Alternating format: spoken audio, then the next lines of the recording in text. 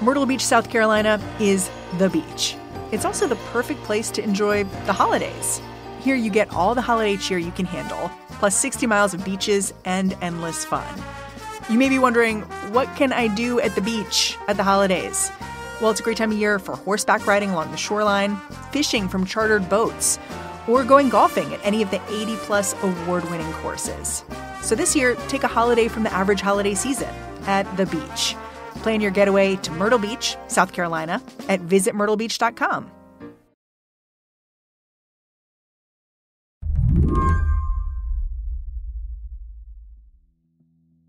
Of all the places with tight midterm races this year, I think of Nevada as the place with all of the storylines happening at once.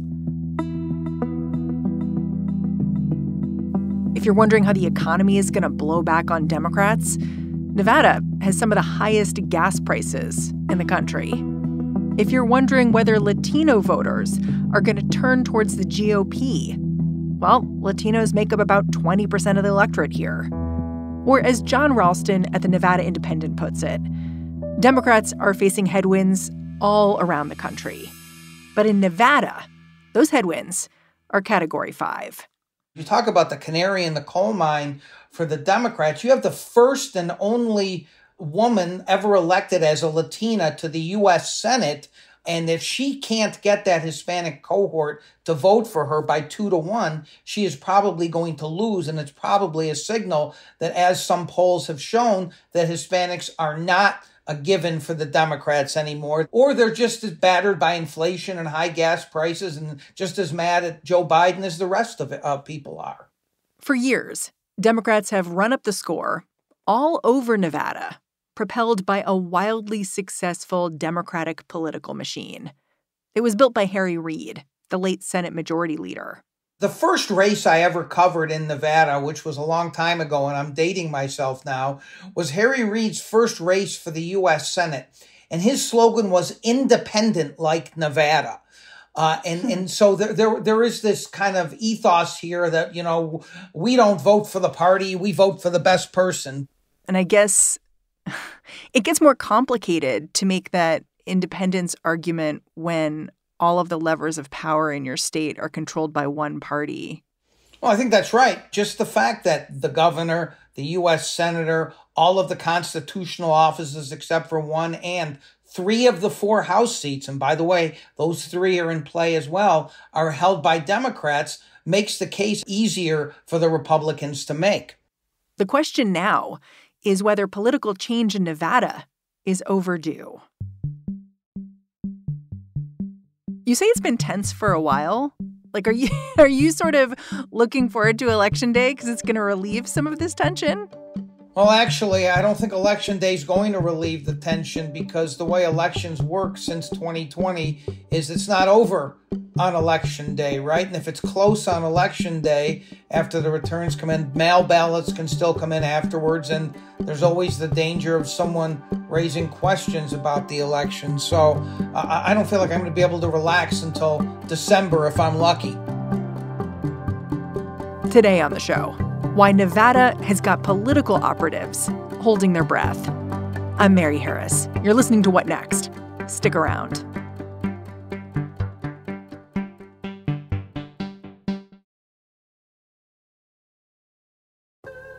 This podcast is brought to you by TD Ameritrade. Traders come in all shapes, sizes, and experience levels. It's a good thing TD Ameritrade's award-winning customer service is more reliable and flexible than ever, with specialized teams available to help with all trading questions from all kinds of traders. Learn more at tdameritrade.com/customer service. TD Ameritrade, where smart investors get smarter. Rated #1 customer service 2022 by stockbrokers.com. To understand why so many politicos have got their eyes on Nevada this midterm cycle, I feel like you need to know a couple of things. I think you need to know the way Las Vegas voters can drive the whole state. And then you also need to know the way COVID scrambled Nevada economically, especially in Vegas. Can you explain those two things? Absolutely. And I think you've hit on two very important points. First of all, people may not realize this, but when it comes to elections, Nevada is essentially three different states. There's Clark County, which is Las Vegas, which has 70% of the vote. So it's a huge driver of what's going to happen. So huge thumb on the scale. It's a huge thumb on the scale. And Democratic candidates have to do well in Clark County, which is the Democratic stronghold, so they can withstand losses, especially in the 15 rural counties that separate Las Vegas from Reno, which is Washoe County, which is the swing county. And so what happens in Clark County is determinative usually of what's going to happen. But to your second point, very early on in the pandemic, the governor, Steve Sisolak, who is a Democrat, shut down the Las Vegas Strip. And I cannot tell you how eerie it was to walk out a bridge on the Las Vegas Strip, a pedestrian bridge, and look down and see it vacant, see no cars there. And that lasted for a few months. And we are still a one-trick pony here in Nevada. And what happens in that stretch of road determines the economy. And so the economy here was crushed by COVID. Now it's come back, and fairly strongly. The gaming companies are now setting records every month, but it has not come back for everybody. And so the Republicans have capitalized on that. They have blamed Steve Sisolak for businesses no longer existing or being crippled, for schools being shut too long. So it's a real issue, especially in Clark County, which, by the way, has the fifth largest school district in the country.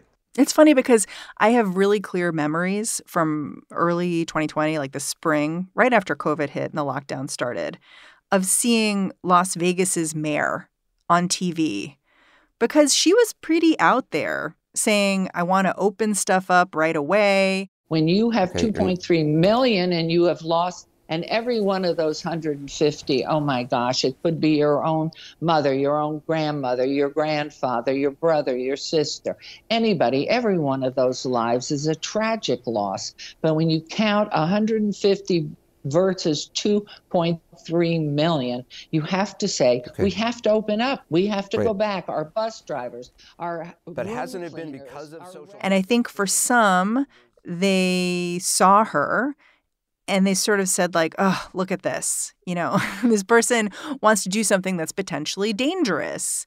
But 2 years later, I have a different understanding, I guess, of Nevada and what was happening in that moment and how shutting down the Strip might rebound politically. Well, here's something interesting that almost nobody outside of Nevada knows or really would have any reason to know. The mayor of Las Vegas has absolutely no jurisdiction over the Las Vegas Strip, which is technically outside the city limits and is governed by something called the Clark County Commission. But the mayor obviously has an outsized voice in these things. And when she went on CNN with Anderson Cooper and started spouting this nonsense about using her constituents as a control group to see how bad the pandemic really was, and let's just open everything else up and see what happens. How do you know until we have a control group? We offer to be a control group. Anybody who knows anything about statistics knows that, for instance, you have a vaccine. You're offering you give the citizens of Las Vegas to be a control group. That not only reverberated through the state and of course, infuriated the governor, but as you say, people saw that and probably were confused in Peoria and New York City and Miami, right? And she became a real pariah here for doing what she did. So let's talk about how all this is playing out in your Senate race. You've got this Democratic incumbent, Catherine Cortez Masto. Just introduce me to her if I don't know her. So Catherine Cortez Masto is from a political family. Her dad was a very influential figure in local government here. He was the head of the Clark County Commission, the body I just mentioned that oversaw the Strip. She is a very reserved person. She is a much more of a workhorse than a show horse, as I have said, sometimes to her detriment. politically because she does not seek publicity when some Democrats think she should have. She was a two-term attorney general who always wanted to be a U.S. senator. And when Harry Reid retired in 2016, he handpicked her to be his successor, and she won very narrowly by about 2 or 2.5 points over a very high-quality Republican candidate, a congressman who had a military background and who probably only lost because he tried to have it both ways with Donald Trump towards the end. And so she is not that well known, which has allowed the Republicans to kind of graft onto her everything that they want in terms of the negativity. And so that has hurt her. If she had defined herself better, I think, during her first term, she may not be in as much trouble as she is right now. It's one thing to be a workhorse and not a show horse. It's quite another to be essentially invisible. And I think that's what some Democrats think has been her problem. Yeah. And one thing that one article pointed out that I thought was really important, which was defining yourself in Nevada is important because the population is transient. They come and they go. And so it behooves you to have a strong brand. That's absolutely right. There are actually hundreds of thousands of new voters since Catherine Cortez Masto first ran that she had to reintroduce herself to essentially during this campaign because she had not been constantly doing that, or at least as much as a lot of U.S. senators might have been doing that. And so because there's so many demographic changes and people leaving the state and people coming in to the state, it's more difficult for politicians. So Masto's facing a challenge from Republican Adam Laxalt. Tell me about him. My understanding is that his last name is incredibly meaningful in Nevada. Well, it used to be. I'm not sure it is as much as it was in the time of his grandfather, Paul Laxalt, who was a legendary figure in Nevada as a governor and a U.S. senator in the 70s and 80s. Adam Laxalt is his grandson, and he is the product of only recently disclosed, and I mean recently, about 10 years ago, affair with Pete Domenici, another Republican senator. He did not grow up here. He grew up in Washington, D.C., very quietly. So he was like a secret kid? He was, yeah. He absolutely was until right before he decided to run for office, which is essentially why he moved back here. His mother disclosed the affair, and there was a lot of speculation, which makes a lot of sense, that she did that at that time to pave the way for his political career so it would not become an issue in his race. And it never did, by the way.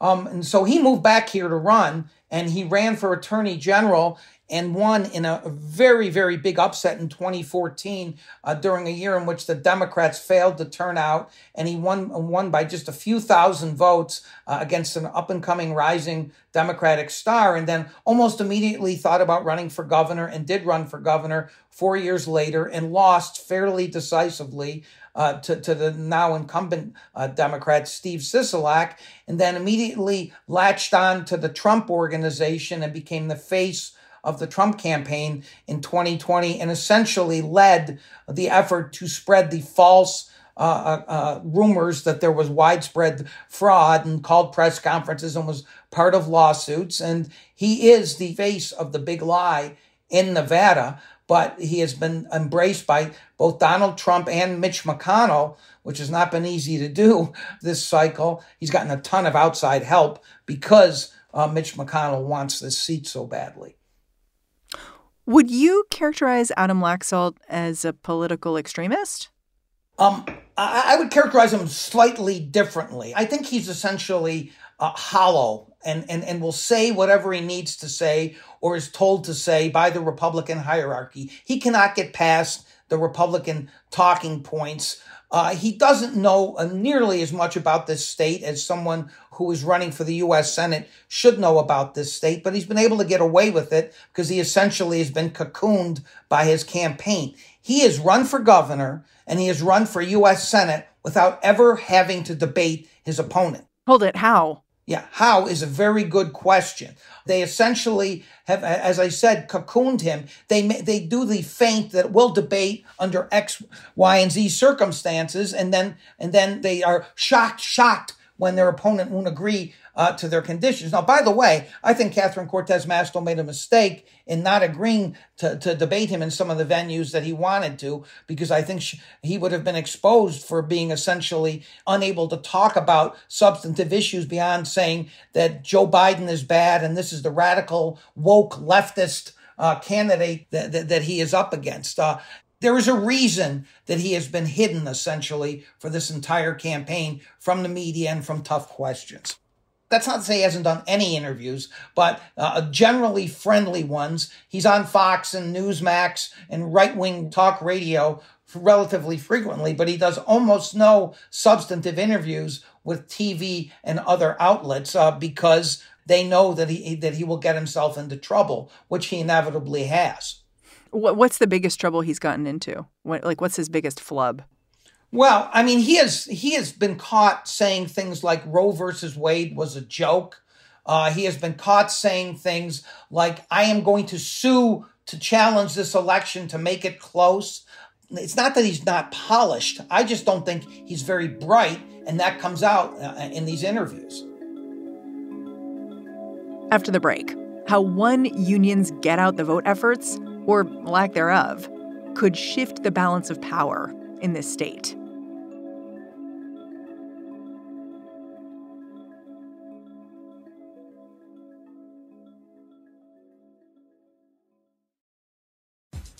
This episode is brought to you by Best Buy.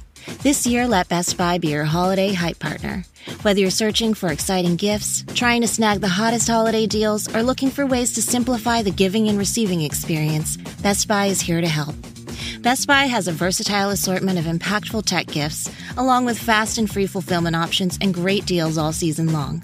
Maybe you're looking for an air fryer to help the foodie in your life unlock new recipes, or a new phone or camera for an aspiring filmmaker who's turning their passion into a side gig. Or you might be on the hunt for a new smartwatch to support a friend's wellness journey. No matter what you're looking for, Best Buy is your gifting destination for everyone on your list. And Best Buy makes it easy to get your gifts how and when you need them, with free next-day delivery on thousands of items, as well as same-day delivery and in-store pickup options. Shop great deals on gifts now at Best Buy.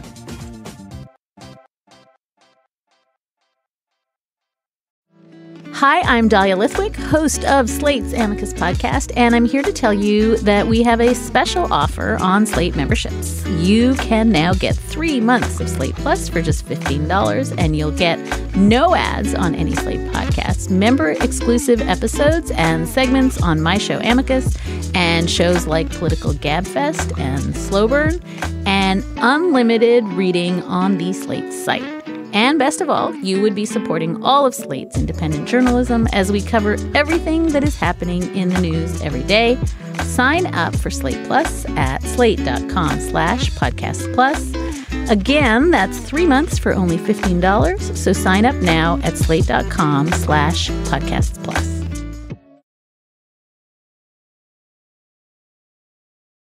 Part of what scares Nevada Democrats about Adam Laxalt, the GOP's candidate for Senate, is how he plans to win. As John said, Laxalt's only talking to people who agree with him, right-wing news sources. And the thing is, that may be all he has to do. Back in 2014, when Laxalt won the attorney general's race, he did that by energizing rural voters, and then he benefited from low turnout everywhere else. Democrats look at this midterm year, and they see a similar lack of enthusiasm from their core constituents. That puts a ton of pressure on Las Vegas's Democratic machine. This is a machine that relies on the work of one institution in particular, the Culinary Union, which represents 60,000 hospitality workers from Vegas to Reno. Yeah, listen, it is the most potent machine in Nevada, mostly because it has so many members and they have a very, very concerted registration program to get as many of their members registered as they can, and then to turn them out. It has been an important component of the Democratic machine since Harry Reid remade the party in about 2006 or 2008 or so. The culinary says this year that they're doing more than they've ever done to turn out their voters. With mail ballots now being universal here in Nevada, they're running a mostly mail campaign, and they have a captive audience, right? They can bring their members into the union hall and say, here is who we support. If you want, fill out your mail ballots here, and we can mail them for you. We can drop them off for you. Again, I would say, despite all of their boasts so far, and they are saying they're doing more than they've ever done, there is no evidence yet that there is a massive turnout among Democrats in Clark County. How has the union demonstrated its strength in the past? Like, what's a good example of when the machine's working? Well, it is the Hispanic turnout machine, essentially, in Nevada. And the Hispanic turnout has been robust enough and so slanted in favor of Democrats that it has carried many candidates to victory or lengthened their margin of victory, going all the way back to Barack Obama in 2008, but Hillary Clinton and Joe Biden as well, and several gubernatorial and U.S. Senate candidates. It's hard for me to believe that the union isn't doing a ton of reach out work right now. So when they go out and knock doors and get people to come to the union hall and talk to them about this Senate race in particular, what does that look like? Well, we've done a piece on this, and it does seem to be a very intense and focused and widespread effort. But they say they've knocked on 1 million doors, something like that. And as I said to one of their reps recently, yeah, but how many of those are getting slammed in your face? The bottom line is there's a lot of hostility towards the Democrats here in Clark County for some of the reasons that we've talked about. But the culinary insists that its program is going to work. Now, there's still time. But one of the reasons the Democrats did so well here in 2020, and again, it's not an apples-to-apples comparison because it's a presidential race, is because they were able to overwhelm the Republicans in mail ballots. They are winning mail ballots significantly this time, but the volume is way, way down. You've flagged that one way you can see a bit of desperation from Democrats is these mailers you saw. Like, you tweeted about this. One of these mailers even threatened, like, we will know if you don't vote. You know, not like your vote itself is secret, but we keep tabs on whether you vote or not. Kind of like a elf on the shelf approach to electioneering, I guess. Tell me more about that. Yeah, there's a couple of tactics that I've raised red flags about. And one of those is the one you just mentioned, Buy America Votes, which is a national progressive group. And they've done this before, but they're doing it both on TV and in mail now, where they're essentially saying, we're going to check after the election and see if you voted like your neighbors are voting, as if they're going to out people for not voting. It's a very obnoxious tactic. But the culinary, whom we've been talking about, did something really, really disingenuous. They've been outspoken against Joe Lombardo, the Republican candidate for governor, who is the sheriff of Clark County. And they are really, in some ways, even nasty about what they say about him and how he's handled immigration issues. But they sent a mail piece to only Republican voters pointing out that they endorsed Joe Lombardo when he ran for sheriff and essentially implied he is soft on immigration, designed to turn off Republican voters, obviously. That is really that takes chutzpah to do something like that. It sounds a lot like what Democrats were doing early on in primary season, where they were trying to boost MAGA candidates by running these ads that were like, well, he's really MAGA. And with the idea that you would see that as a voter who was Trump aligned and say, like, sign me up. It sounds like this is a tactic that's just keeps popping up a lot of different places, a lot of different ways. It's certainly right. And they certainly did that in this state. And they may be very sorry they did it, because we have a real roster of horribles on the Republican side running for statewide office that the Democrats promoted. A complete conspiracy theorist who's running for Secretary of State, an almost unhinged attorney general candidate, and a candidate for state treasurer who has said all kinds of crazy stuff. She's an election denier, and she is so familiar with healthcare issues that she once said that cancer is a fungus that can be cured by injecting baking soda. So this is the roster of candidates that the Democrats promoted in the primary, thinking they'd be easier to beat, and they may have to eat crow after the election. One of the things that's interesting about some of the tactics that you've flagged is that they really put a focus on the fact that the culinary union, progressive groups, it seems like their big concern isn't folks going over to the Republican side, but folks simply not showing up. That may be the biggest problem they face. Well, it may be a little of both, but certainly they're being plagued now by low turnout, as I said, and whether people are just they're upset and they don't want to vote, just disappointment in Joe Biden so far, whatever it is, they're not turning out. I can't help but think how strange it would be if somehow Latino voter turnout was responsible for getting rid of this Latina senator. Is that something you're hearing Democrats talk about? Well, Republicans are certainly very confident that that's going to occur. Catherine Cortez Masto's team and the Democrats say that she's doing fine with Hispanics. She's going to get 60% or more, which should be enough. But listen, the polling shows that Hispanics are shifting away from the Democratic Party, or at least some Hispanics are. It doesn't take a majority. Republicans don't have to get a majority, but if they get over 40%, that's a real warning sign for her and other Democrats. Are any Democrats expressing regret about some of their tactics here of boosting the more extreme Republican candidates, thinking that'll make this an easy race for us? I have not heard a peep of regret from anybody, at least not yet. And my guess is if indeed these candidates that they help prop up win, they will say, well, they would have won those primaries anyhow, which may or may not be true, but will be weak tea after the election, I would think. John Ralston, I'm really grateful for your point of view here. Thanks for coming on the show. My pleasure. Thanks for having me. John Ralston is the CEO of the Nevada Independent. And that's our show. If you are a fan of What Next, the best way to support us is to join Slate Plus. So head on over to slate.com/whatnextplus and sign up. What Next is produced by Elena Schwartz, Carmel Delshad, and Madeline Ducharme. We are getting a ton of support right now from Anna Phillips, Jared Downing, Tori Dominguez, and Colton Salas. We are led by Alicia Montgomery and Joanne Levine.